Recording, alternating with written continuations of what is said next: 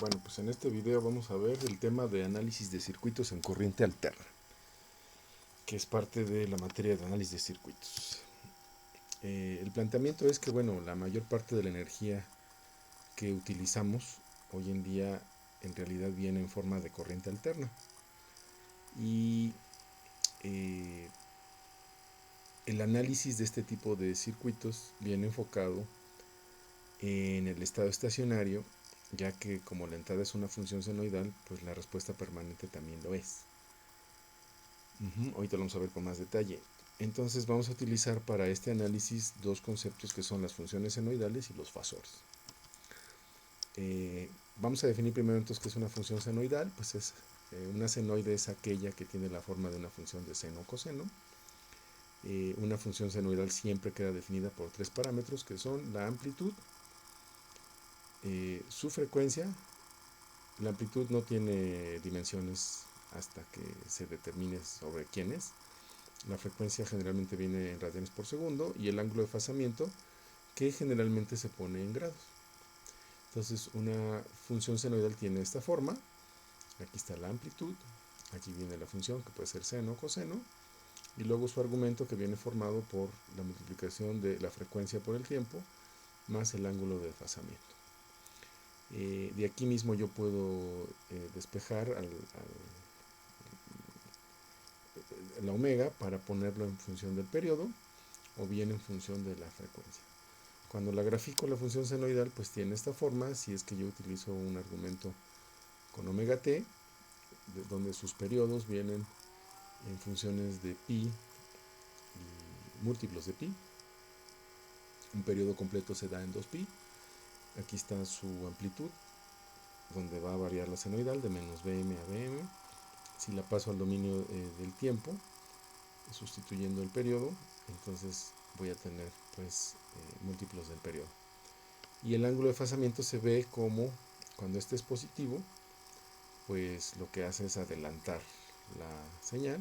Aquí tenemos la señal original, que es B1 igual a Bm seno de omega t. Comienza en 0, seno de 0 es igual a 0, seno de 0 es 0 en 0, y si yo desfaso phi, pues lo que estoy haciendo es adelantando esos grados la señal con respecto a mi origen, que es el 0.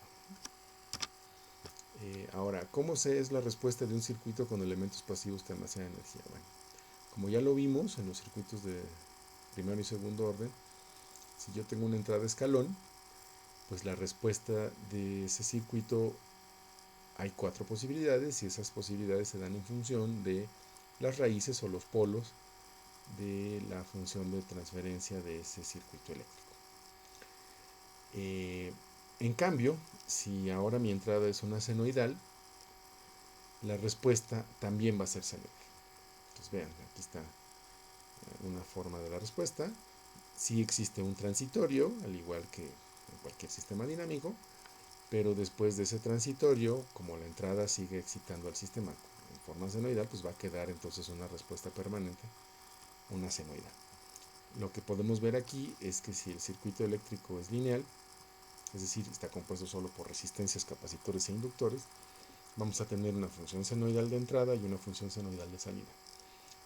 La amplitud de entrada sí va a ser diferente de la de salida. El ángulo de desfasamiento de entrada va a ser diferente del ángulo de desfasamiento de salida, pero la frecuencia de la señal de entrada va a ser exactamente igual a la frecuencia de salida. La otra herramienta que vamos a utilizar es un fasor. Van a ver por qué. Básicamente, fasor es un número complejo que representa la amplitud y la fase de una señal. Como eso es lo único que cambia respecto a la entrada y la salida y no la frecuencia, pues se suele utilizar el fasor para representar la entrada y la salida de un sistema dinámico en estado estacionario ante una entrada senoidal. En ese sentido, pues los fasores brindan un método sencillo para analizar este tipo de circuitos, ¿no? Están basados en representar un número complejo, que generalmente utilizamos la forma rectangular, parte real y parte imaginaria, a pasarlo en la forma polar, donde R es la magnitud de este número y phi su ángulo de ese vector R. Y también lo podemos representar entonces así, como R coseno de teta más J seno de teta.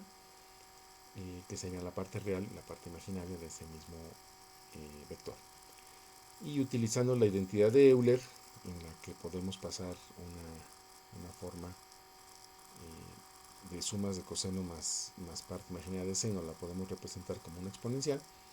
Entonces la forma exponencial que se va a utilizar para el fasor pues es una parte real por la exponencial y el ángulo de esa forma polar. Es decir, vamos a agarrar la amplitud de la forma polar y el ángulo de la forma polar, pero expresados en forma exponencial. Bueno, aquí nada más les recuerdo cuáles son las operaciones comunes de los números complejos, porque se van a utilizar. La suma y resta pues se hacen de forma normal, con parte real y parte imaginaria, pero la multiplicación siempre es recomendable. De hecho, la división, la multiplicación, el inverso, la raíz cuadrada, siempre es recomendable hacerlo en la forma polar, porque vean, por ejemplo, cuando multiplicamos dos números, pues se multiplican sus magnitudes y se suman sus ángulos. En la división, pues se dividen las magnitudes y se restan los ángulos. En el inverso se saca el inverso de la magnitud y el negado del ángulo. En la raíz cuadrada, la raíz de la magnitud y el ángulo entre dos. Y cuando sacamos el conjugado complejo, pues la magnitud se mantiene igual y simplemente se saca el negado del ángulo. Ahora, ¿cómo vamos a representar utilizando un fasor a una función senoidal? Pues vean, aquí tenemos una función senoidal con amplitud, frecuencia y ángulo de desfasamiento. Para pasarlo a fasor, lo que hacemos es tomar la parte real, acordándonos que bueno, el coseno es la parte real de la identidad de Euler, siendo que el seno es la parte imaginaria. Entonces tomamos la parte real y lo escribimos en forma exponencial. Aquí está el argumento de la función. Y por las propiedades de la función exponencial, pues esto se puede escribir de esta manera. Y entonces el fasor se va a definir como esta B en negritas, solamente por la amplitud y la exponencial del ángulo. Y se escribe de forma compacta de esta manera. Amplitud con ángulo tal. Amplitud BM, ángulo phi.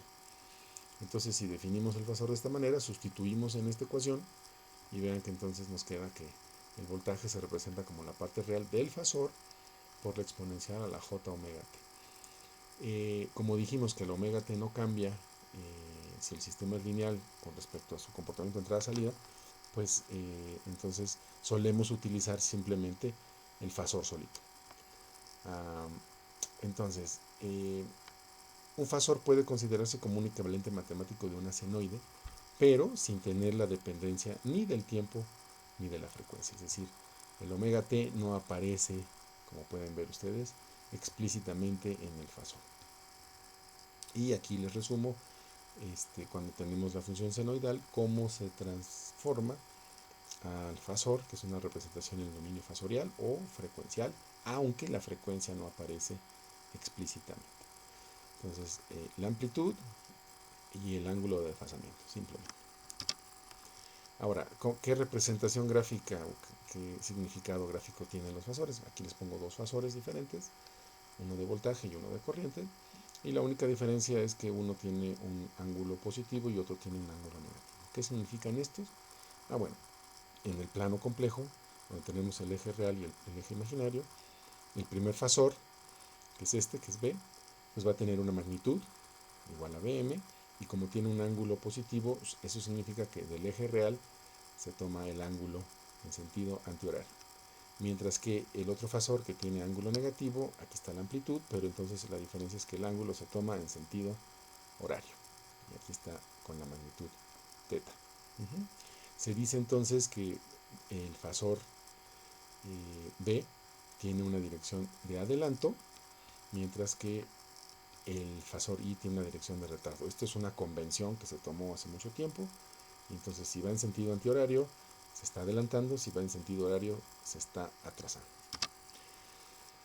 Y aquí les pongo un resumen de, entonces, para las diferentes funciones senoidales y cosenoidales, cuál sería su representación en dominio fasorial.